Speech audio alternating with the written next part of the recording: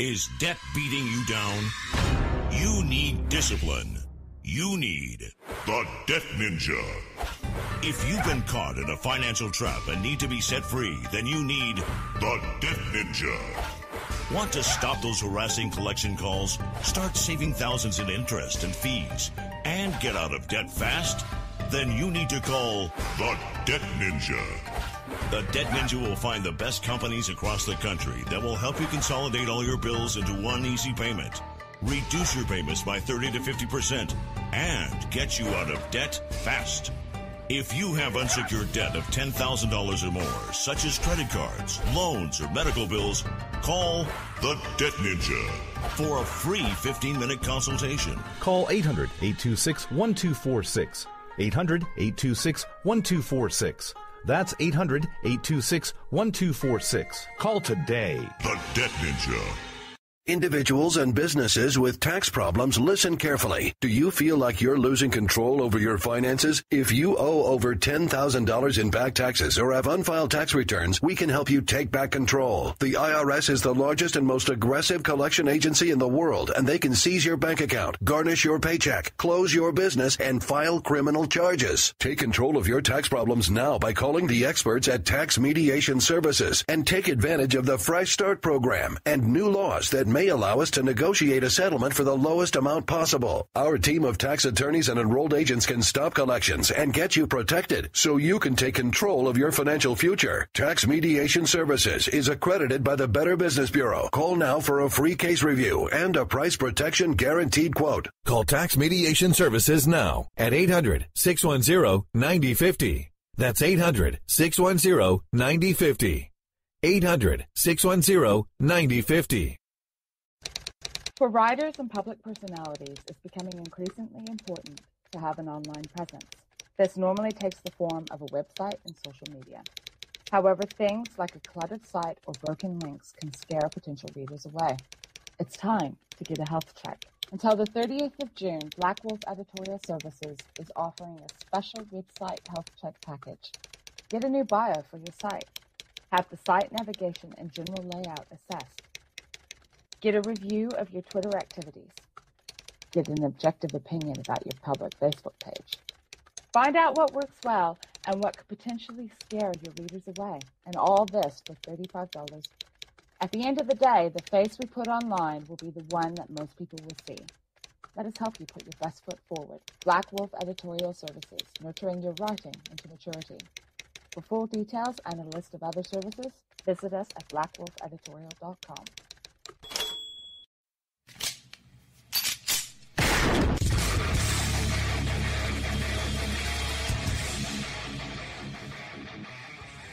This is Slickery Trigger for Rebel Road Tactical. With proper care and feeding, your pistol will be ready when you need it, there to save your life. Shouldn't your gear be that good? Whether you need a holster for comfortable everyday carry or a tough-as-nails holster for your next training course, Rebel Road Tactical has what you need. Check us out on the web at rebelroadtactical.com.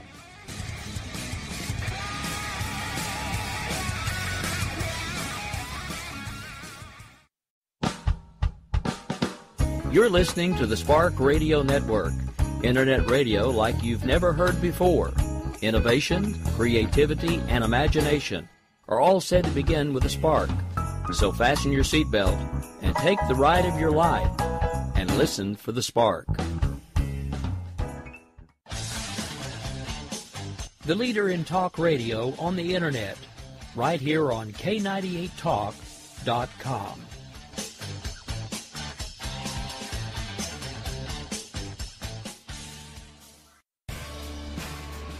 My name is Jessie. I'm a United States Special Forces widow. This gives me a unique perspective on the world around us. If you're willing to listen, I'll tell you how I see it, and I won't pull any punches. This is my POV, which stands for Point of View.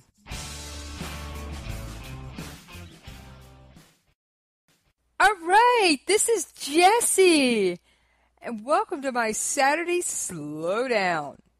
Now, you know I'm often not alone on Saturday, and today is no exception. I have a candidate for U.S. Senate but not just any candidate. I've got a Libertarian from Colorado by the name of Lilly Tang Williams. And you know what? There's something interesting about her. She wasn't born in this country. She was born in China. All right. Let me let her tell a little bit more about herself. Lilly, how are you doing today? And thank you for being with me. Well, yes, thank you for having me. I'm doing great. Glad to hear it. Glad to hear it. So, tell me, okay, you were born in China. I can't even imagine the cultural differences between the U.S. and China, and what could motivate you to run for Senate in your new country. All right, Lilly, I can't imagine, A, the cultural differences between the U.S. and China, or what could motivate you to run for U.S. Senate in your new adopted country. And I think it's amazing that you are. But do tell me, first of all, what was it like in China? How much different is it here? And what prompted you to do so, to basically serve the public in your new adopted country? Well, in summary, I tell people why I'm running for U.S. Senate. It's because I hate to see the country I love becoming more like the country I left. And I grew up in Mao's China. I was born right before the 10 years Cultural Revolution. So I was born into poverty. Okay, for those that aren't familiar with Chinese history, when was the Cultural Revolution? It's 1966 to 1976. I was born 1964, so 2 years before that. Okay, so what was it like growing up in Mao's China? I can't even imagine it. Well, when my memory started, the strongest, childhood memory I have is just, hunger. We lived on food ration coupons by the government. We had a family of 5. We were giving 2.2 pounds of pork per month for family of 5. We have to 2.2 pounds of pork a month. Right, you can eat for one meal today, right? Well, not quite one meal, but that would probably do 2.2 pounds of meat would probably last our household a week, maybe if I stretch it. Yeah, well, we had the coupon stamps from government to buy wheat and to buy wheat flour, to buy rice, to buy sugar. So basically, government put us on food rationing because economy was so bad. There were not enough supplies for food. I remember as a child, I'm the oldest 3 children. I had to get up in the winter mornings to stand in long line to get a bag of 5 pounds potatoes. Otherwise, they'll be sold out. If you show up late, and nothing will be left. So I had to get up. It was so cold. I remember I took my little stool with me. I can sit down if I'm tired. But then most time, every 20 minutes or so, I got to keep jumping up and down to keep myself warm. It was outside, long line. And if we run out of money to buy vegetables, as oldest child, I was told by my parents just to get some green stuff with whatever is green, come back and boil, put some hot sauce on, then you put on top of your rice. Because money does run out when you're really tired. You don't have money to buy just even regular vegetables. Black beans, like meat, eggs, milk powder, all will be luxury items that we could not afford. And my parents are 6 days a week for the state factory, and they could not keep us fed. We're always struggling with money. And talk about living conditions. Just imagine you have 8 families living in a courtyard and with 1 bathroom and 1 faucet. That means that we have trouble with 2 people in our house with 2 bathrooms and 2 cats. Now, I will say our cats are trained to use the toilet, but we still sometimes have issues, especially when we have friends over or someone staying with us. So 8 people with 1 bathroom and 1 faucet, I can't even begin to imagine the chaos. Not 8 people, it's 8 families. 8 families. Yes. And how many people were there in these 8 families? Do you remember? Average 5 people per family household. So you have 40 people for 1 bathroom. Right, 1 for male, 1 for female, and it's a big hole on the ground. And you have to squat, and the hole is wide open. So as a little girl growing up there for 16 years in this courtyard, it was my nightmare to go to bathroom at night. And when the light bulb busted, you could not see pitch black night to go to bathroom. Nobody cared to put a new light bulb there because it cost money.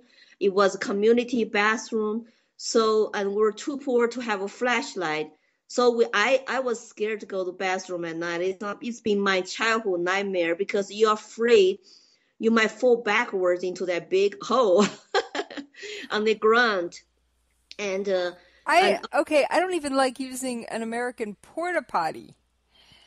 I can only imagine having to squat over a big open pit. That just does not sound pleasant at all. And I'm sure it didn't smell good either. Oh, yeah, once a month. Especially in the summer, the smell was awful. Once a month, we have government workers come in here to dig everything out, to take to the, the farm field. So of course the smell, the bugs, and it was awful. We had to literally cover our nose when they came, and in the summer, bugs were everywhere, worms. And I hated that absolutely because if you're not careful when you go squat, you step on those worms in the summer. They make this awful popping noise. It was like absolutely something I really hate. But then we had no choice. I cannot imagine how I survived for 16 years in that kind of environment. And plus, you have 1 water faucet. And we lined up during dinner time to get water to cook. And long lines. My dad was a smart handyman. He built a big kitchen, made from concrete, a big container to store water. In case water runs out, then you could not cook. You could not wash vegetables. So we had to go there I got good muscles when I was a little girl. I had to carry those big pots to transport water from our community faucet to our kitchen, which is my dad built outdoor kitchen and store water. And we use coal to burn to cook food. And I was the oldest child, and I supposed to cook rice before my parents come home. But sometimes the coal, they just collapse, and some reason they just collapse. And I was so scared. That means whole family will not have dinner, will not have rice to eat. And I was afraid my dad was going to spank me. So I had to run away to my great aunt. She protected me from my dad. It's like, don't spank her. It was not her fault. The coal stove just collapsed. And when it collapses, you have to start all over again. You take a long time, so you don't have time to cook dinner. So my dad, will not spank me. That's how I went home again. But my job is to, after school, come home, cook rice every day. And I supposed to take care of the coal stove too, make sure it does not collapse. And so that was just like my childhood life is constantly struggling just to be fed. And the memory, just poverty, hungry, and of course, political, social chaos. Our entire city is like a big military camp. Every morning, 6 o'clock, the big microphone in the community comes on, sing revolutionary songs and news and all the political propaganda. And so we all had to wake up. Time to go to school, time to go to work. And my dad was very hardworking. I remember he had to get up real early to catch public bus to go to his state factory to work. And one time that he fell down because the bus was always extremely crowded. He couldn't afford a bicycle. One time he fell down and the bus just, almost ran him over. just next to his ears and took off. And he came home really scared to say, I was almost killed today. I was a child. I remember that very well. My dad his face was all like really like pale. And he was feared for his life. He said, I got to save money to get a bicycle. So he didn't have to go to crowded bus every early in the morning. Those sound like some very terrifying and not very pleasant childhood memories. So you were 16 when you left China. How did you leave China? Oh, I wasn't 16. I said we lived in that community. Okay, so what happened? So when did your life change? Did you sleep indoors when you were in that courtyard, or were you all sleeping outdoors, or? We sleep indoors, and we had a 2-room apartment provided by my dad's estate factory. The 2 rooms literally had no concrete floors. It was like a muddy floor, so in the winter, it was so wet and cold, and actually it started to grow mushroom inside. I remember that it was a freezing cold, and we had no heat and no air conditioning. We had no refrigerator. The worst was just, of course, the winter. We could not fall asleep. It was so cold. It was wet cold, and it would take a long time to fall asleep. We had to use a big plastic, some kind of container to put boiling hot water inside to warm up our bed, then to go sleep. And I had to share a bedroom with my parents for my entire 16 years. My 2 brothers share another bedroom, and there's no living room or family room, just 2 rooms, the outdoor kitchen and for cooking. And I just remember in the summer, the flood would come down to us, were coming to our apartment. Now we all had to get up to make a break wall to stop water from coming. And the summer, you couldn't fall asleep. It was so hot and humid. And you had to sleep inside the mosquito net because that's where mosquito would eat you alive. So we had to sleep inside the mosquito net. It was so hot. It was hard to fall asleep. Every 2 hours you woke up and you were soaked by the sweat. And then that's how I lived there. I just couldn't believe, I never dreamed about the house I would have today in the United States. It cannot. I can imagine it must, when you first saw a house in the United States, it must have seemed almost like a palace. Yes, they were like castles and palaces to us. So I was 12 when Mao died, and we, as students in the government schools, we were so brainwashed. Mao was like our God. So when he died, we feel totally lost. And we cry our eyes out, just so sad and crying for a long time.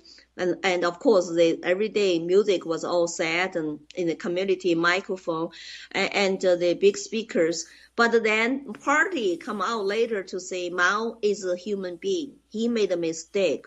10 years Cultural Revolution was a mistake. So imagine my generation. That was our religion. We were not permitted to practice any other religion. It was all about the communist indoctrination. Chairman Mao was our savior. Wow. And supreme leader. So when party come out to denounce him, kind of to say he was a human being, okay, he made a mistake. Think about my generation. We were so sad. We were so lost. We did not know what to believe. And I was about 14 years old.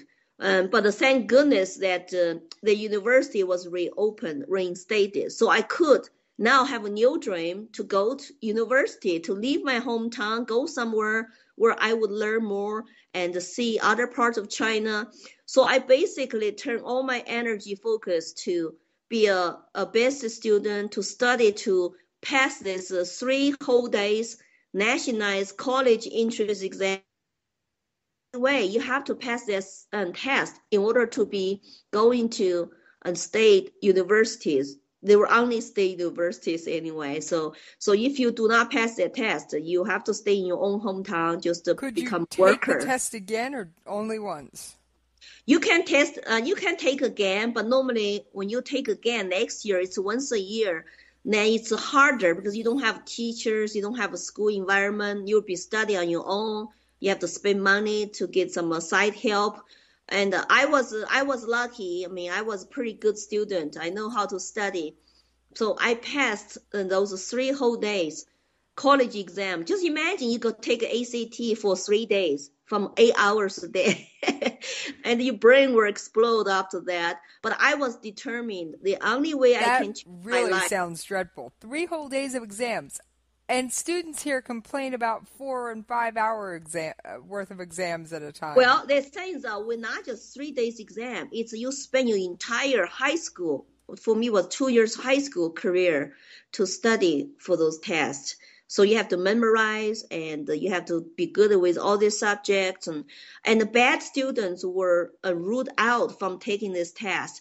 I had to take a standardized exam to determine which high school I should go to and do I get on fast track or slow track. The slow track is for students who are late boomers, not so good on grades, and some might be having mental health issues. And they were so sad. At the age of 14, they were told, you're going to be peasants. You're going to be workers. You have no shots in college. So basically, if you didn't pass that first, your whole future was essentially determined at age of 14 by one exam.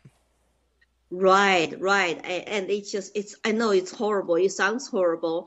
And I don't like a teacher to study to test because like my baby brother was a great student. He failed the college test by a few points.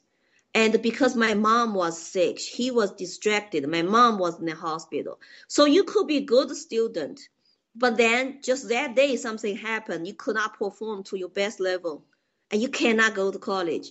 He had to go to become a power plant technician. Then later they sent him to 3 years some technical school to learn about power plant. But he never finished his 4 years, never went to 4-year state college. And he really regret that.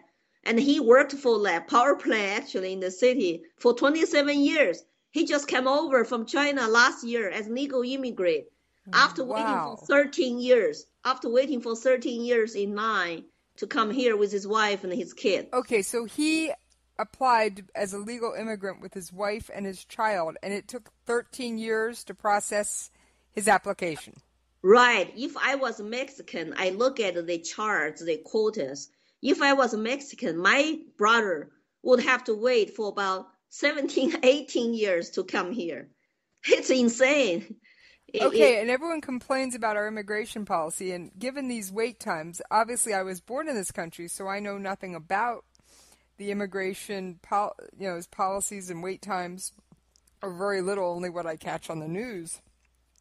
Yeah, but American people don't know. If they did not go through this system, they don't know how hard it is to come here legally. So people have the incentive to come here illegally to take their even life risk. So I don't understand when you talk about this issue, how come they just could not fix the legal immigration issue? It's bizarre. It's like they wanted to keep this status quo. But anyway, back to college exam.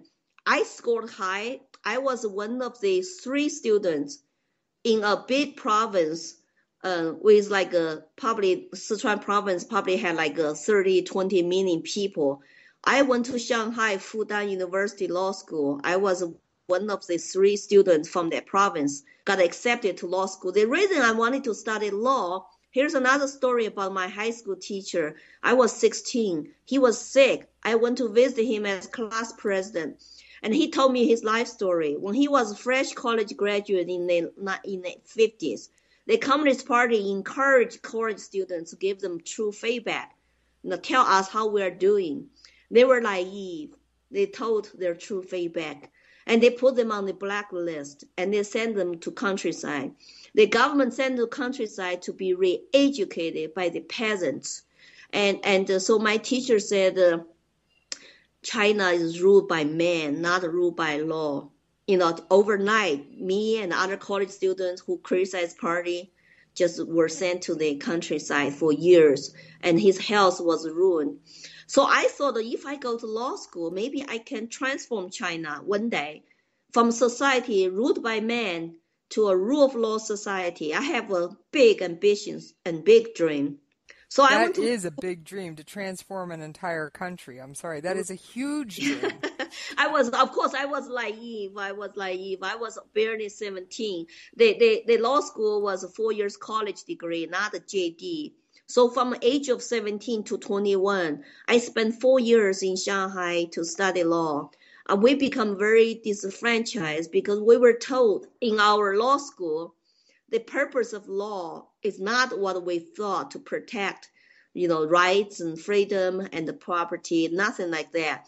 We were told it was Soviet Union model, and the law was a tool for the government to use to govern its people, its masses, so-called. So we were depressed. The laws were there so the government could essentially do whatever it wanted. Yeah, to use it to govern the people, to do punishment. When I first went to law school, we did not even have commercial laws. All we had was a criminal law, the law theory and the law history and civil law and procedure laws and the constitution law. We did not even have all the business economic laws until later we start to learn about, patent laws and some international laws because China was opening up and to the outside world for investment. But still, when it comes to freedom speech, freedom press, all those fundamental rights that are listed in our constitution were not really exist in reality. So we say, hey, professor, so why is like that? We actually have those rights listed in constitution, but the people go to jail if they take to street. Just shook his head. Okay. China does have a constitution that says you have freedom of speech and freedom of the press, but yet the government jails people. I mean, I recently did a little bit of research on Tiananmen Square, and I remember vaguely some of it being on the news when I was a child, but I was a child when this all happened. And so I didn't quite understand what was going on. And I found out that to this day, the government censors any mention of that day and that incident. Well, that right before just June 4th, a few days ago, Beijing government actually put one of the, they called it like victim mothers, actually, on house arrest. And they watched Tiananmen Square very, very carefully. You could not have any events, public events there. They tied up security. So the only place that people could have a memorial for the victim of Tiananmen Square massacre, it was in Hong Kong. Hong Kong had about 100,000 people going out that night on June 4th and light up candles and play the music and to have a memorial for those people. And for 27 years, Chinese government do not mention about this and do not teach students about this. I talked to some college students graduated from Chinese universities. I met them like in Italy on a trip. They all had a vacation that time. They could not know the details of Tiananmen Square massacre. They just say, we heard about it, but we don't know what happened, and it's not mentioned in schools. And sometimes their parents, in order to protect their kids, to talk about this publicly, they also don't teach their kids at home. So you have a whole bunch of college kids have money, they can afford to buy Gucci bags, nice watches, and they don't know what happened just a few years before they were born in China. That almost seems criminal to me. I mean, it would be like the United States trying to whitewash its history and wipe out the Civil War. Well, the winners always write histories. That's what happened. We still have party dictatorship. The winners do write the history, but at least I will say our country did at least acknowledge that there were two sides and some of the stuff that's going on, and more as the internet has been growing. Right. More and more has been coming out. Chinese government censors internet. You cannot access Google easily from China or Facebook, and so lots of masses, we call the regular people, they just don't know the truth. That's why they still support the communist dictatorship regime, because they were brainwashed. Whatever they do, it's good for them. Right now you have the regime censors internet and put dissidents in jail and in the name of anti-corruption. So Chinese people say, yeah, anti-corruption is good. Okay, it's good. so they put people who speak out against the government in jail for quote-unquote anti-corruption. Well, that they arrest about 30 human rights lawyers in recent couple years, and then torture them for them to confess that they did try to overthrow the government. And those news are not broadcast in China. But they also, put lots of officials out of jobs and arrest them in the name of corruption. There was one billionaire was executed, lost all his assets one night because of corruption. And they even put up like public trials. And so people, we just don't know. You don't know the truth. When Chairman Mao started the Cultural Revolution, he also used that to purge his political enemies. But the young people were used by him to say, we got to clean out revisionists inside of our party. We got to clean out cultural revolutionary, counter-revolutionaries, or revisionists, or the intellectuals who are anti-government dissidents. So young people were naive and used by Mao. Then later, Mao finished with them to say, you guys go to countryside to be re-educated by peasants. My favorite uncle was... I have to say that sounds a lot like the Hitler Youth of his day. Right. There is a common ground. My uncle was 17 when he was sent to the countryside near Burma, and 2 days bus ride. And he come home 27 without diploma from high school, without skills, with bad health, and very sad Red Guard generation. That's why I tell college students in our country today, be critical thinkers. Don't be used by government propaganda to actually silence other dissidents, because I feel like a cultural revolution is coming to United States college campus now. The political correctness is such a big pressure on everybody. You cannot say what you really think. But then learn from that you mentioned political correctness. I did an interview this morning with a former cop from the UK. And they've gone so politically correct over there that police officers are told they have to try and hide their eating and drinking during Ramadan to appease the Muslims. They have to, and when there's when a Pakistani or a Middle Eastern male commits a crime, say they sexually assault a woman, the media prints it as if an Asian did it, which I think is an insult to A, people's intelligence, and B, to the Asian community in the UK. Well, that's why I think that, the world has really gone to dark side. America now is really not to stand on earth for freedom. I have to fight here now. I have no place to go. So how did you get out of China? What happened? You go to university, and what happens next? I graduated from law school. I become faculty member in a local law school because they need the teachers badly. And after I become working faculty member, that's when I lost all my hope to transform China into a rule of law society. Each law school, each department has a communist committee leaders, and they're in charge of everything, not your dean. Dean is just doing academics. But the communist block committee, committee leadership is in charge of everything. So basically there's a Communist Party watcher looking over your shoulder all the time.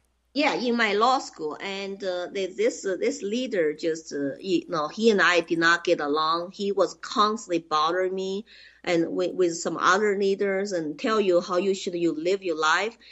Besides review my lectures to what to teach, and he told me I cannot even go out to do the things on my personal time, like go out to have fun, go to dance parties with my students. They were just 1 or 2 years younger than me, and tell me I cannot even go to visit my boyfriend's parents' house. They invite me over to have a hot meal, dinner. Okay, and how can they control what you do in your off time? This is just insanity in my mind. Well, you have no idea. The pressure was so big for correct lifestyle. We call the correct, political correct lifestyle, because I was not married. So to the hardline communists, if you're not married to somebody, you shouldn't go to their home to visit and have a home meal and have a sleepover, share bed with like their daughter. They just assume you're guilty of doing something that's not politically correct. And I fought back because I thought those were my personal time, my personal freedom, and it's not related to my job. He should not have no business in it. Oh, but he was in my hair every day. And here's somebody from United States put some concept in my brain when I was in college. And I met an American student.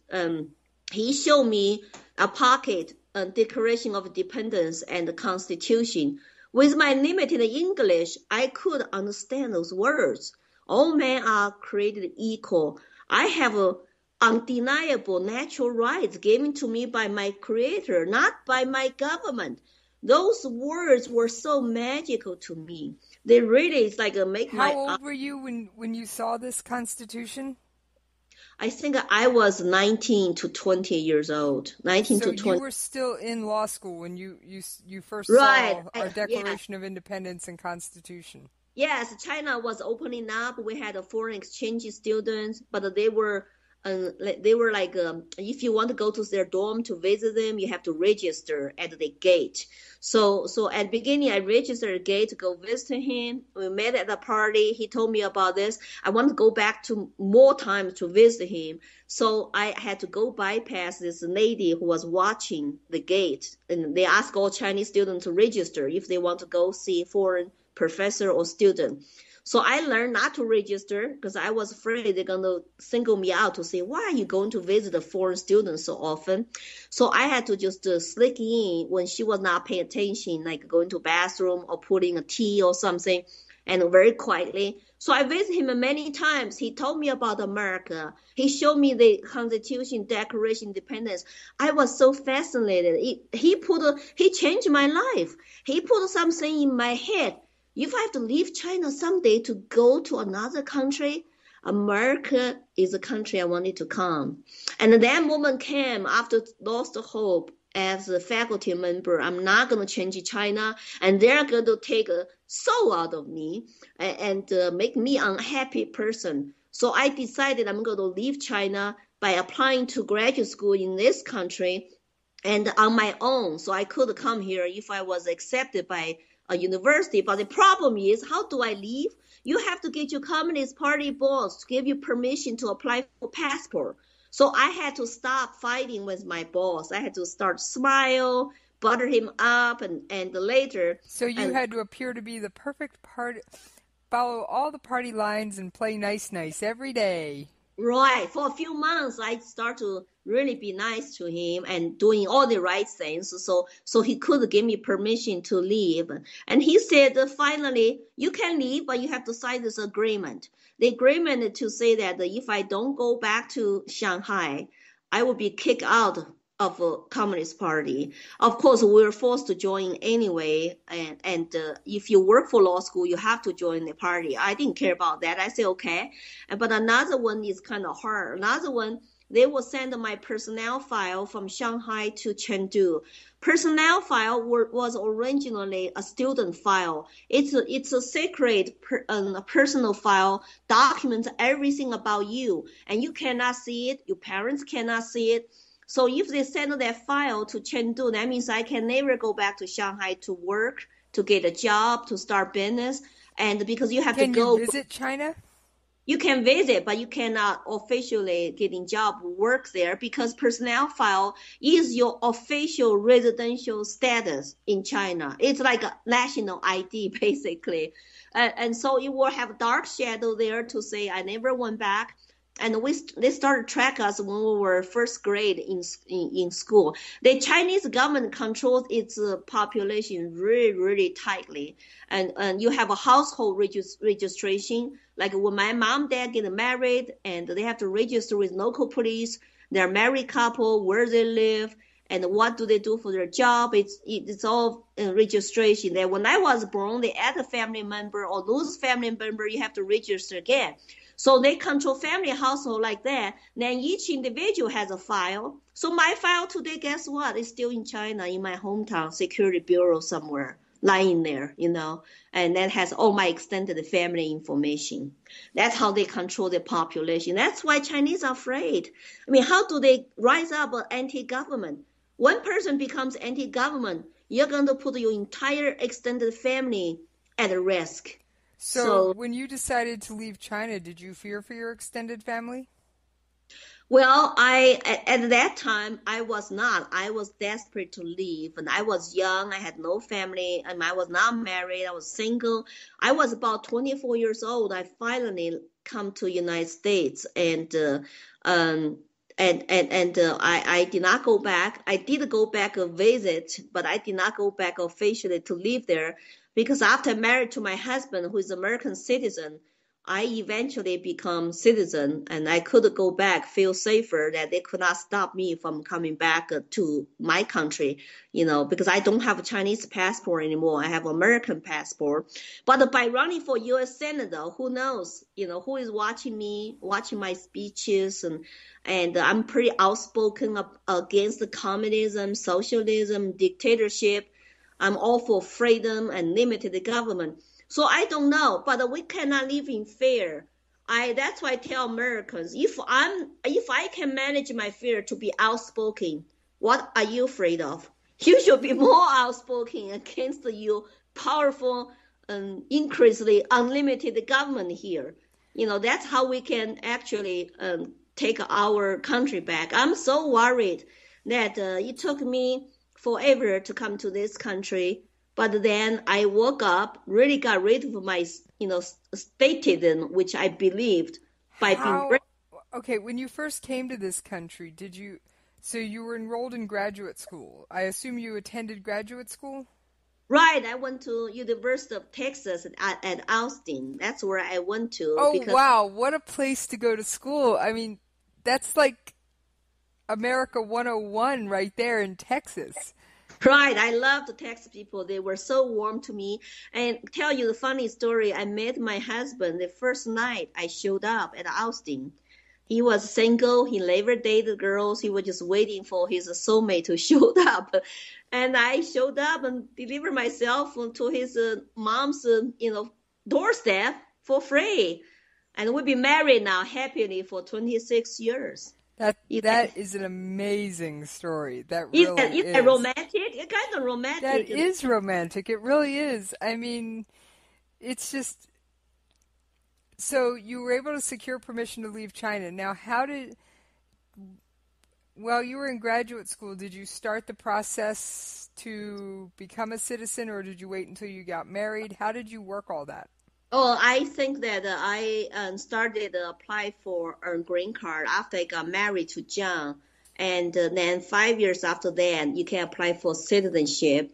How long did it take for you to get, since we're talking about immigration waits, how long did it take being the spouse of an American citizen to get your green card?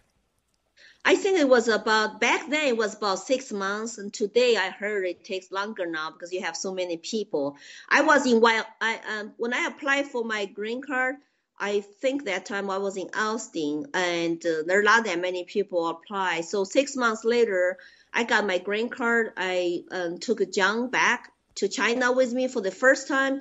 I married myself out without my family checking him out because I was afraid to go to China without green card. I could be stopped and not be able to come back. So I had to send the pictures to my family, tell them how wonderful young man he was and trust me for my decision, and explain to everybody in his family what they do. He's from an intellectual family. Mom, dad were PhDs, and actually his mom was my dean in the University of Texas. So I told everybody that trust me for my choice. So my family had a meeting in China to say, we should just trust her since she will come home after she get married and have a green card. And so I basically married myself out with John without one single family from China in attendance. I had no families in the United States, and I had some friends who came. I put my family portraits. Everybody was in the picture on the waiting table to kind of show, hey, they were there with me in spirit. And so I married and then jumped back to China in 1991 with my green card. Then a few years later, I decided to become an American citizen. And so that was, you have to at least wait for 5 years to become American citizen after your green card. Right. Yeah. So as soon as you got your green card, did you essentially start counting down the number of years until you could get your citizenship? Not really, because to tell you the truth, when you were brainwashed all your life, it's hard to reverse it. When I first came over, even though I was fighting against my boss and the government, but I did not have the concepts what freedom really means. I did not understand. I just knew I wasn't happy. I was fighting them.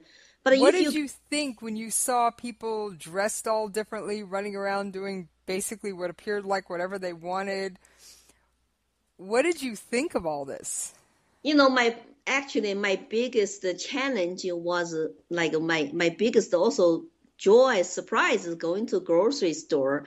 It was full of products and shelves were full. I had to stand up there for a long time to look at 10 different brands of shampoo brand to decide what kind I should get. I had so many choices I never had before.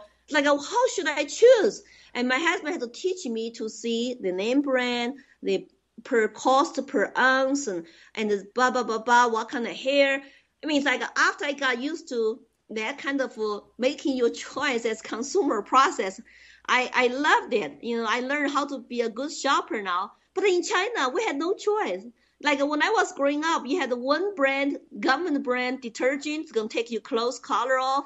We had no choices in terms of product in the stores. There were not many even products available. So I loved shopping experience and the beautiful, nice, clean, spacious. What was it like the first time you walked into like a Walmart or something? I could only imagine that. Yes, actually, I walked to a local grocery store in Austin. It was just so impressive. It's clean, it's big, it's bright light inside. I had to take a long time to shop because I did not know what to buy. Well, you could probably handle the fresh vegetable section because there's usually only one kind of fresh carrots, but...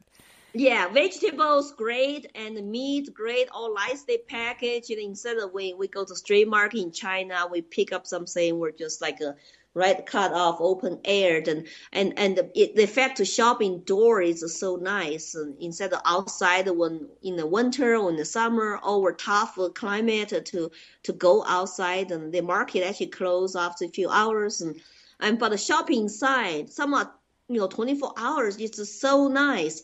Of course, my biggest shock is also nobody is in the street. It was not crowded. I just came over from like a 1.2 billion Chinese country, and I come to Austin to say, where are your people? No bicycles, no crowd. It was a big culture shock, and I went through, and I couldn't speak English. When I first came over, I borrowed $100 from friends, so I had $100 cash in my pocket. Then all my professor, like $1,200 for university fees and air tickets, and he sponsored me. And so it was very hard for me to understand even graduate school classes, and professors were talking so fast, and I did not know how to pay my bills. Thank goodness I got a research assistantship job when I first came over. My dean offered me that job. I said I didn't know what to do. She said, "Oh, don't worry, just check numbers. I'm a psychologist. I do research."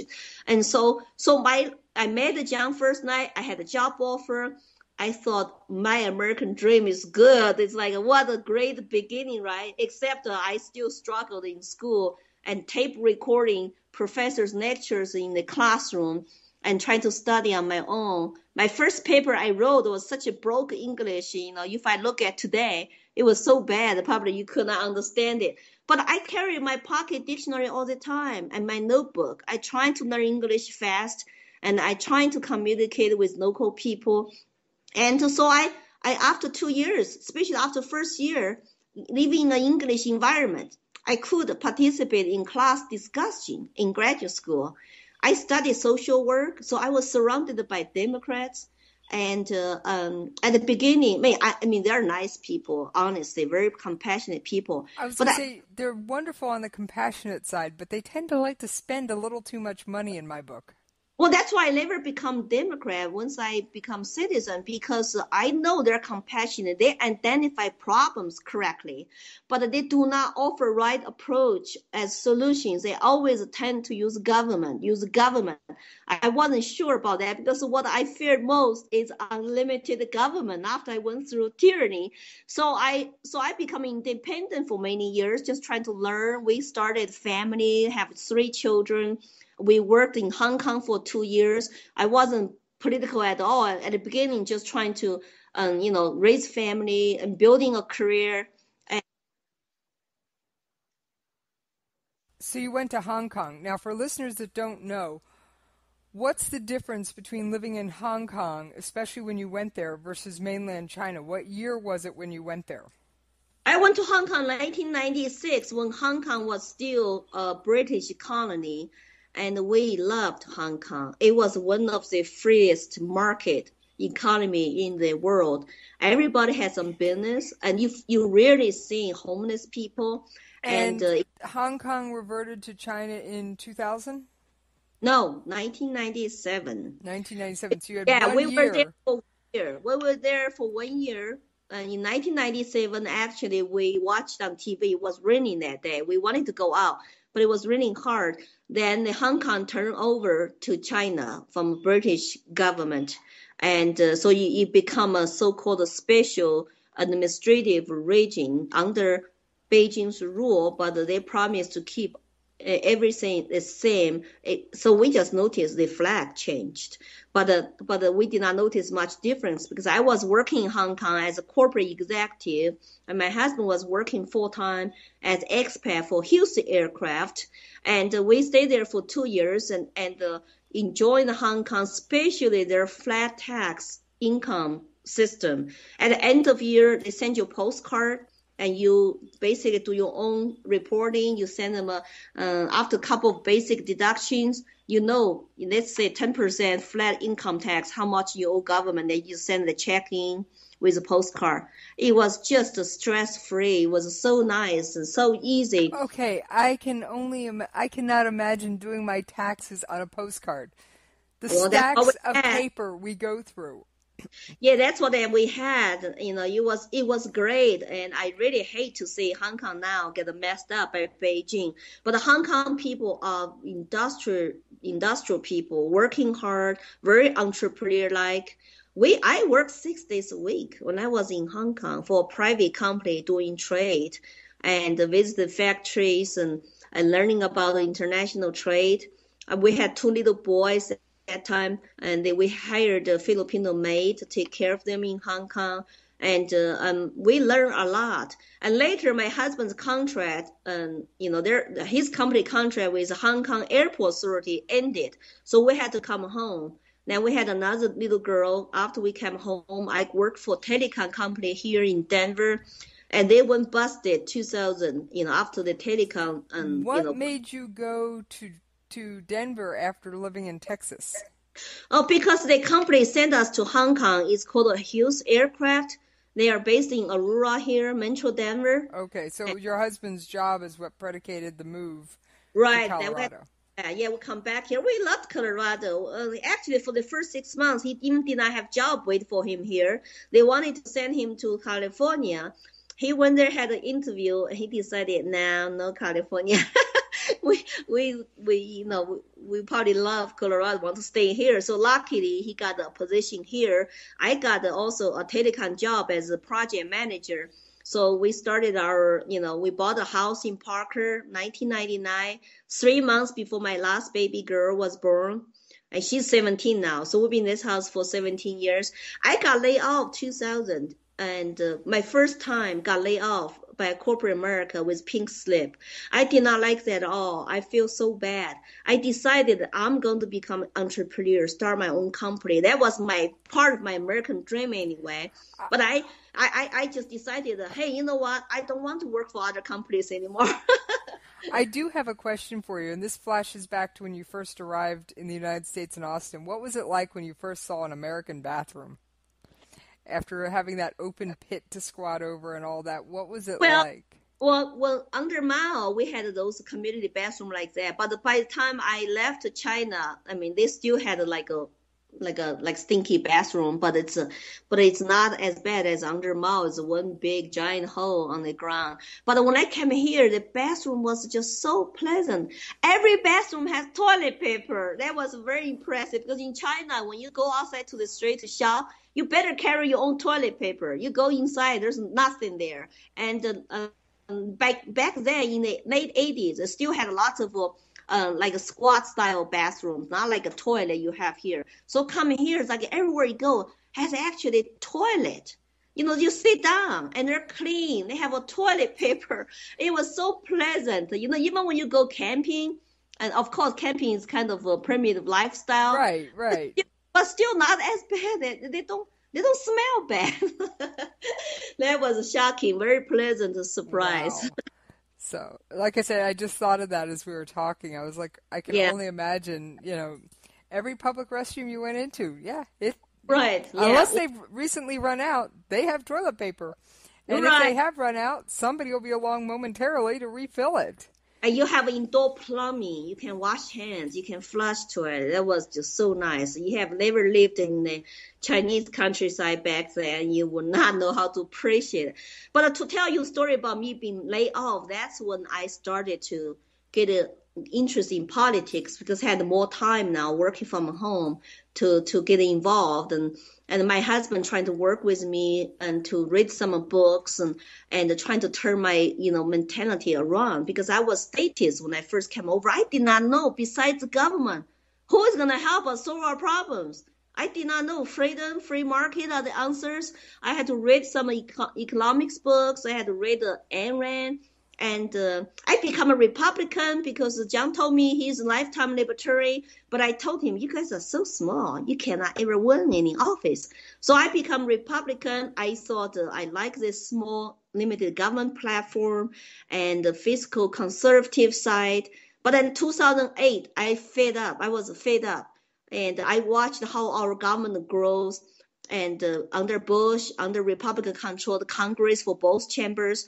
So I told John, I said, you know what? I really identify with Libertarian Party's platform, and the libertarianism is totally opposite side of statism and communism. I said, I like that. And I'm fed up with the Republican Party, so I joined Libertarian Party 2008. I have been libertarian ever since. So from statist in China to libertarian, it took me 20 years in this country. That's a long journey. Now, I do have a couple questions for you about your libertarian beliefs. I was listening to the presidential debate, and some of the more radical libertarians don't even want state-owned roads, and every person owns the road has the right to determine if you need a license or drunk driving, if drunk driving's permitted or things like that. And I think, no offense, I think that's taking it to the extreme. I do think there's certain things like roads and driver's license that the state should be responsible for, but I certainly don't want them telling me what bathroom I can use. Yeah, well, I think that under libertarianism, basically, the rule of government is minimized by our Constitution. The Constitution says the government role is to protect life, liberty, property, and national defense. If we can just limit the government rule and I believe there was also something about interstate commerce, but it may be in an amendment. Well, libertarians always say, without government, who is build the roads? And so when it comes to roads, some libertarians believe the private sector will probably do better job, maintain it better by charging a user fee. Right now, if you look at our highways, they do have lots of maintenance issues. And where did those money go? We pay gas taxes, and then we pay lots of taxes to federal government then, that support the transportation department. Then they, Personal opinion, I think it's being lost on too many bureaucrats. I think maybe the state government should be able to keep their own gas taxes, and the state should own the roads inside their state borders. Yeah, local control certainly is better than federal control. Like I said, I don't think there are turnpikes and things that are toll roads that are privately owned, and some of them are in better shape, but I have run into a few that aren't. But here's the thing. Who's to say they aren't going to charge some exorbitant user fee like $500 per trip or something obscene like that, and then they won't get the revenue they need to maintain it, and they'll fall into disrepair because no one really wants to pay $500 to drive 20 miles or whatever it is. Well, I think some highways are running pretty good, but if you trust free market, nobody's going to charge you $500 to get on their tollway because they cannot make money. Nobody wants to get on it. It's fair that if we have private roads, then we cannot afford it at all. I mean, you pay taxes anyway to support the state highways and the federal interstate highways. And means what I'm saying, I believe local control is better. And also we should open up roads for the competition, for the market. I mean, market competition always make your services and products better. Even though you don't have to participate, you still have your choice. And nobody's going to point a gun at you. You must use this product, use this road. But at least unless you're discussing Obamacare, the healthcare system. Right. They say now that in this country we're all required to have health care. Well, is that the government overreach? And I think that's an overreach. Yes, I do. It's not in the Constitution to say government has to get involved in your medical care. It's very scary. I lived under socialist medicine. I know how bad it was run, how dirty it was, how much long line you had to wait. And for the people in the United States, just look at our own Veterans Administration healthcare. We have veterans dying on waiting lists. Yeah, if you want to have a socialist medicine, just look at the VA, where you have long waiting lines and dying waiting. That's just a disgrace. Our veterans deserve to be treated the best. They serve the country. I support, actually, VA just gave all those money as a voucher to individual veterans, let them to go to private market, shop around themselves, and get the best care, and they see fit for their problems. I think that's a lot better than what we have. What I would like to see the VA do, and I am the widow of a United States Special Forces member, and I am married to an active duty soldier. So I'm married to an active duty member of the United States Army. What I'd like to see the VA do is determine the level of disability to determine your payment, and then get out. Get out of the system. At that point, you get a voucher from the VA, and that's the extent of it. Right, VA bureaucracy is so But like big. I said, I think there should be a system because service-connected injuries are often diagnosed a little differently, and often it takes someone who's seen multiple ones to understand that if you were a paratrooper and jumped out of planes for 15 years, you probably have bad knees. Right. A civilian doctor may not know that. They may know how to fix the bad knee, but they don't realize that that's service-connected from jumping out of a plane. I also think the VA should be staffed by veterans, people who have worn the uniform. Instead of bureaucrats who really don't care that much. Either people who've worn the uniform or people who are married to those who've worn the uniform. Because trust me, as a spouse, I love the soldiers, and there's very little I won't do to help a soldier. Well, I have a son who is an Air Force officer right now. He graduated from Air Force Academy. He is a lieutenant now. Wow, when did he graduate? He graduated 2 years ago, and so we all were so proud of him. Now he's actually stationed in Colorado Springs and 40 minutes of 50 minutes away from home, which is nice. We get a chance to see him. And I really would support voucher system. But I said, I do think the VA should be involved insofar as, okay, you're getting out of the service. Let's determine what your service-connected injuries and illnesses and all this, that, and the other are. Here's your percentage disability. Now we sign you up for the vouchers. You get a voucher every month or every X months. And right. if you need more, here's how you apply for more. If you, I mean, that's a good practical solution. You basically determine where they're at, how much voucher they should receive, and then they can go to private market, shop around themselves. When you give consumers money directly, they have a power, and the competition for your money really drives up the quality. Exactly. Yes, that's not hard to understand. Just look at our car insurance. We can buy insurance for cars cross the country, cross state lines, and we can shop around. But then we cannot do that with our health care. Why is that?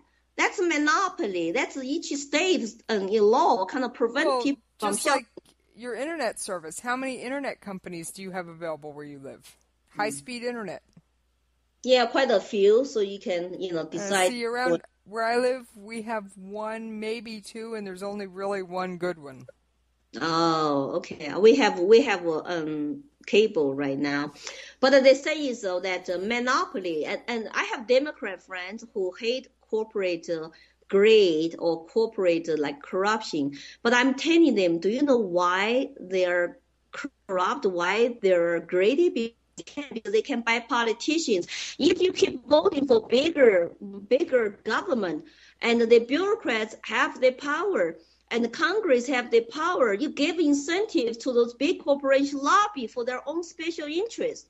So the real evil is the two of them join force together against us, the taxpayers. So we're subsidized, paying for everything, but we don't have our investment returns. So what we need to do is get to roots of problem, which is limit government power, size, and scope over our lives, over our healthcare, over education, over economy. So the lobbyists have to go home. There's nothing much to lobby for anymore. That's what I intended to do when I go to Washington as a U.S. Senator. I will not support any corporate warfare, and I will not vote for any corrupted bills that's expanding government and expenses of taxpayers' monies. My famous slogan here, you can find out on LillyForLiberty.com, my website. It's Lilly for Liberty, not for sale. Libertarians are very clear on this. And I do think that is an awesome slogan. Now, back to another politician's thing. He wants to provide free college. Well, you know what, Bernie Sanders, there already is a free college program. It's called the GI Bill, or the Military Service Academies. Right. That I do go out trying to connect with the Bernie supporters. They are the young people who really don't understand economics. They don't understand what the socialism means. I tell them my life in China, and we had to trap rats to supplement our protein, right? We only had 2.2 pounds of pork per month. We had to trap rats to eat. Have you really tried the rat meats before? That's what the people do now today. No, in thanks. Venezuela, people are eating animals, eating cats, because they don't have food to eat. So when you have actually government play central economy, have a planned economy, involved in economy, you don't have productivity in the society. You are short of products, short of services, and pretty much you soon collapsing the countries we see today. Then you'll be fighting for food and use violence. It's a horrible nightmare. Why do we want to go there? China today is becoming more free market oriented, but we want to go back to more central economy oriented. And free college at what cost? Professors teach you for free. Other staff work there for free. No, somebody has to get paid for their time, efforts, and service. So somebody has to pay for that. If you want taxpayer to pay for that, 80, 70, 60% taxes on everybody. Thanks, I'll pass. Yeah, it's like we don't want that because libertarians believe taxation is a theft, it's armed robbery, it's a government pointing a gun at you. You must give me your part of your fruits of your labor, or you are going to prison. I would love to see our taxes done like you had in Hong Kong, a flat tax, or better yet, even a national sales tax, so that those who save aren't penalized. It's just you buy something, you pay the tax. Right. My ideal vision for taxes is consumption tax. You volunteer, buy something, you pay something. So we don't have to file personal tax return every year to tell government where we live, how much we make, who we work for. And for all the people out there who say, how are you going to fund the government? Well, you know what? There are states that don't have personal income taxes. Right. Or very, very low ones, but they have state sales taxes. But we got to be careful, though, Jess. Before we repeal personal income tax, we don't want to add consumption tax. Otherwise, the government will keep both over your head. That would be horrible. So that's true. They need to be tied so that one gets eliminated on like December 31st and the other one kicks in on January 1st. Right. Before we have a volunteer consumption tax, before we repeal personal income tax, 16th Amendment, I would support flat income tax for both corporations and for individuals. 10%. That would be my ideal. Of course, getting less and less is always a good step to getting there. And eventually we get rid of IRS, we get rid of, income tax. And that would be just, great way. And our economy will create so much wealth, so many jobs by private sectors, and government will be leaner and less expensive and will be focused on its core functions.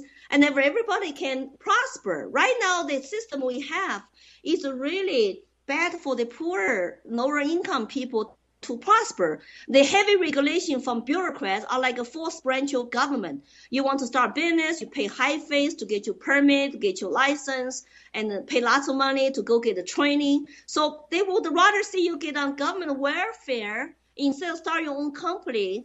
When more and more people get on government dole, guess what? It's like in China, everybody was on government dole. Then you lose all your freedom, all your rights, and your life actually becomes a poverty, hunger. It's not fun at all. I do have to say something about when it comes to government control. There's a reason I am part of an online radio station. Guess what? It's on the internet. It's not regulated by the FCC. We don't need a government license. The only licenses we have are so we can legally play commercial music because of royalty fees. That's it. We have no FCC license because we are an internet-based radio station. And our founding principle is the First Amendment. Right. This is great so far, but you know what? Be careful. They might come after you too. Europe, EU already made all their high-tech companies now to censor people on internet about their freedom of speech. Anything you say is not politically correct now, then that you could be censored. So I'm afraid for our country. This might come to America soon. So that's why we need to have all the Americans to be politically active, to know what is at stake. Some people don't get involved because they don't like politics. I don't like politics either, but they affect your life every day. They run your lives. So how can you sit idle by, just silenced, and let them to do this? And then your children will have a different country. It will not be America anymore. So I'm doing this for selfish reasons. I'm running. I want to keep this country as free as possible. So my children, grandchildren can have the free country I came here for, can achieve their American dreams. I believe President Ronald Reagan said something to the effect of, freedom isn't passed on in the bloodstream. We have to teach it to our children and teach them how to defend it and protect it so that they can pass on an even freer society to their children. Otherwise, we'll be sitting on our front porch telling our children of what it was like when America was free.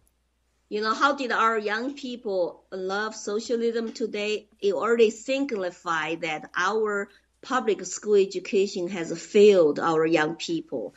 They don't teach them history. They don't teach them about how to be a true patriotic Americans. Do I even need to bring up the topic of safe spaces at universities for a single thought and people getting bullied and badgered on universities for trying to bring up an opposing point of view?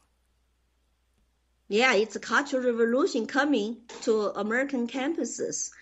I have been outspoken to protect our freedom of speech in a civil society. If you lose that, imagine that everybody is conforming, everybody is silenced, it will be horrible life. I mean, I went through that in China. That's why I tell people I don't care what other people think. I'm going out to tell the truth and to tell my stories. I can never be silenced ever again. I treasure this freedom because I never had that before. We had to actually keep our mouth shut in Chinese schools. We had to write diaries to confess our thoughts and tell other people about our neighbors and friends who say something incorrect. It was a total tyranny. You better not to even say truth to your family members because they might tell their boss and their leaders and you will be in trouble. It really tear family apart. You make neighbors don't trust each other and nobody trusts anybody. I had to learn that in a hard way. When I was 7, I was told that by my teacher, I cannot join Young Pioneer because I was too confident. Because I told my girlfriend, I'm such a good student, I'll be first one to join. She reported to my teacher, and my teacher denounced me publicly and, humiliated me. And I learned at the age of 7, I cannot trust anybody. I need to conform. I need to be like everybody else. I cannot stand out, say something. And so you played the everybody else game long enough to get out of China. Right, I played that to actually move up. I become a Young Pioneer, I become Red Card, because as a child, as a believer of your government, you feel like that's the right thing to do. They indoctrinate me to believe I was wrong, I was not humble, I should be conforming to a collective society. To be humble like everybody else, that means to be quiet like everybody else. I could not even smile that much. If you smile at the wrong time, wrong place, you get criticized. Like, why are you happy, so happy? Everybody else was not smiling. I was born to be very happy, optimistic person and sociable. I had to bite my tongue sometimes and not to smile to show my teeth. In that kind of society that the college students today want to go live in there. Classic liberals means you really value freedom of speech, not to silence people. And the freedom of speech is about to accept people who say something you hate, you don't like, you don't approve. Otherwise, everybody says something you like, of course, no problem. That's exactly the point. So I like to say a couple things on my show. One, I believe in freedom of speech. I will fight to the death for your right to say whatever you want, although I may challenge your beliefs because there is a freedom of speech, but there is no right not to be offended. Right. That's exactly the point. I will fight for someone's right to come on and speak their mind. I've had people with opposing points of view on my show. I have no problem giving them time to speak. It's just I warn them up front. I will challenge. I won't call you names. I won't personally demean you. I will challenge your positions. I do want to say another thing when it comes to freedom of speech. I would like to see our people united. Let's not demonize each other. Let's give each other tolerance for different views. Because in China, they divided people into 10 classes during Cultural Revolution. 5 red, 5 black. We were conquered by the government.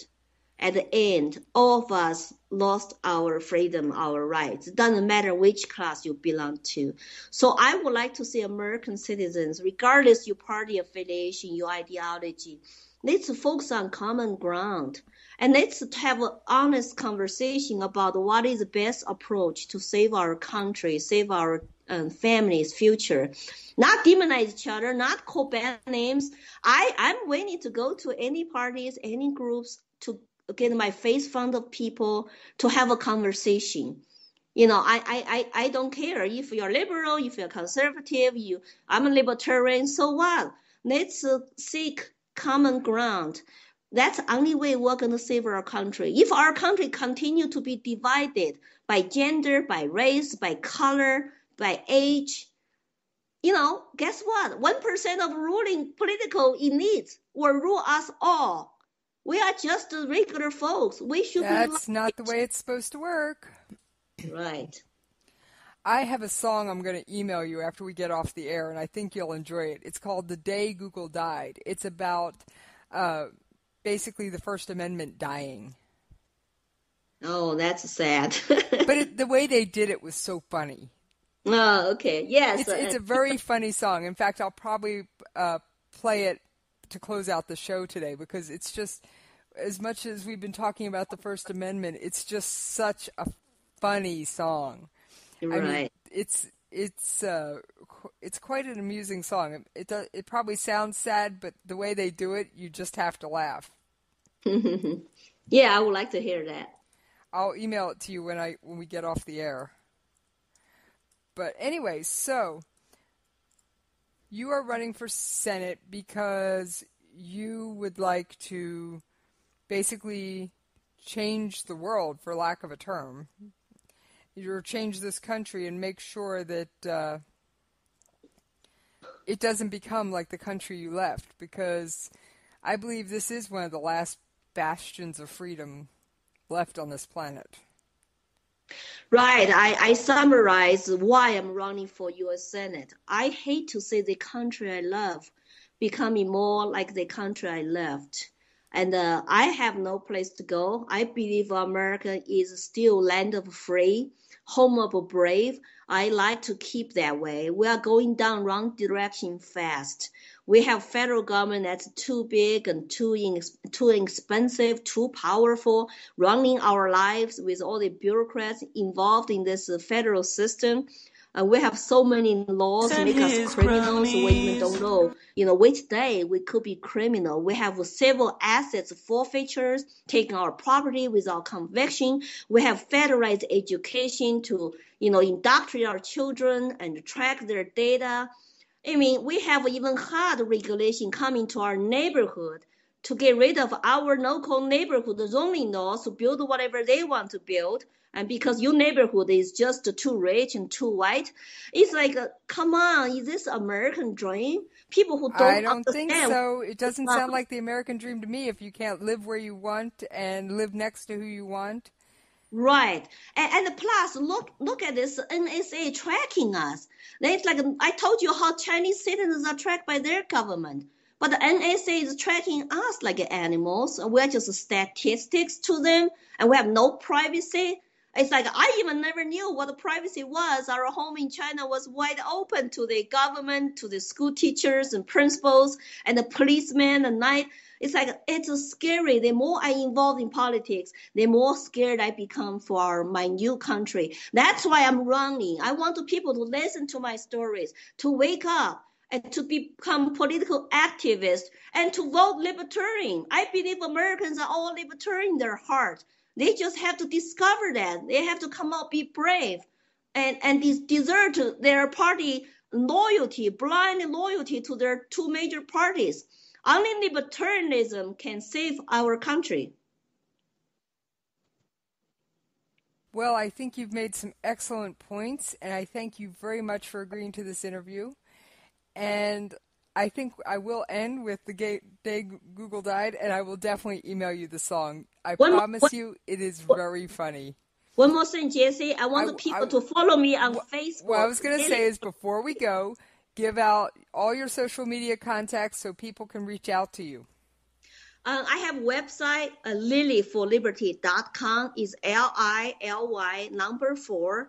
LillyforLiberty.com. Lots of pictures, videos there. I also have a Facebook page, Lilly for Liberty. It's same spelling with over 11,000 likes. And I want to grow that to 1 million. And I also have a Twitter. I'm new to Twitter. And so you can follow me Twitter at Lilly for Liberty. So please share my stories out there. Oh, I most certainly will. And I want donations. I want volunteers. I want to win this race, for the liberty cause. So please help me out. I will do what I can to spread your word, and I will also post the links to your website, your Twitter, and your Facebook page in the information section when I put this podcast up for you. Thank you, Jess. Thanks for the opportunity to interview me. Well, like I said, I thank you for coming on because I heard your short speech at the Libertarian Convention, and I was so moved by it. I had to hear more. And I honestly think if you could get this message out, you'd get a lot more support. And Thank you. I will share this. And I will also send it out to Austin Peterson because the interview I did with him absolutely got a lot of play. And I will definitely have to send this out to him because I know you have his full endorsement. Right. I really appreciate that. And he endorsed 2 candidates. I'm one of them. So I hope his supporters, especially the one living in Colorado, will volunteer for my campaign. And if they cannot volunteer, please donate money, $10, $20. I really need that because my opponents all have tons of money. Well, I thank you for being on, and you have an outstanding day. And I will send the link out on Twitter on Saturday, and it'll air somewhere between 3 and 6 Eastern time. But you should get a notification on your Twitter saying that you got the link, and I'll also send it out, and I'll tag Austin Peterson too. All right. Thanks, Jess. No problem. Bye-bye. Thank you for doing this interview, and have an outstanding day. You too. Bye-bye. Bye.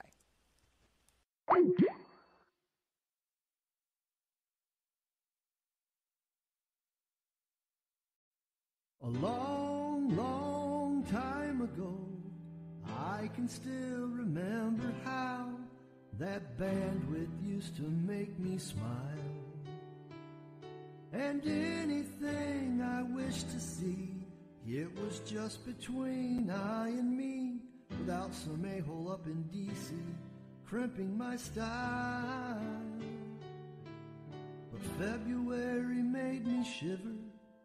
The FCC on threats delivered, regulations were adopted, our freedoms were accosted. I can't remember if I cried when I read of rules we must abide, of legislation that wasn't looked inside the day the Google died. So bye-bye to the internet, guys. Plug my PC in with AC, but the bits were all fried. And don't you know the vote passed on party lines, singing we're all watching liberty die. We're all watching liberty die. Do you believe he loved all along a nation he found fundamentally wrong? If the media tells you so. And do you believe in all the tales of lowest learners, lost emails, or that Benghazi was caused by a video on YouTube? Well, I know McConnell's a status tool, and his pale boners and orange fool, between them not was fine. Caving to POTUS every time. Woo, I was an exhausted pauper of middle years, with taxes and bills to drive me to tears, and a commander-in-chief confirming my worst fears the day the Google died. I started singing bye-bye to the internet, guys. Plug my PC in with AC, but the bits were all fried. And don't you know the vote passed on party lines, singing we're all watching liberty die. We're all watching liberty die. Now for 6 years we've been on our own. The Constitution's a shredded tome, but that's not how it used to be. When the Beyonce sang for the emperor, and champagne it ran onto the floor with a price tag paid by you and me. Oh, and while SCOTUS was on its ass, Obamacare was allowed to pass. The chief judge changed the law. A blasphemy we all saw. And while the POTUS read a book on Marx, Brian Williams dodged rockets in the dark, and Bill Clinton flew to Pedal Park the day the Google died. We were singing bye. PC and with AC, but the bits were all fried. And don't you know the vote passed on party lines, singing we're all watching liberty die. We're all watching liberty die. I watched Lady Liberty sing the blues, and I asked her for some happy news, but she just smiled and turned away. I went down to the Apple store where I'd bought my gadgets years before, but the man there said my apps, they wouldn't play. In cyberspace, innovators screamed, the public cried and the status dreamed. The Constitution just a token, the internet, it was not broken. And the branches I would like to see, they don't include the FCC. Constitution says works for you and me. The day the Google died. So bye-bye to the internet, guys. Plugged my PC in with AC, but the bits were all fried. And don't you know the vote fast on party lines, singing we're all watching liberty die. We're all watching liberty die. We were singing bye-bye to the internet, guys. Plugged my PC in with AC, but the bits were all fried. And don't you know the vote passed on party lines, singing we're all watching liberty die.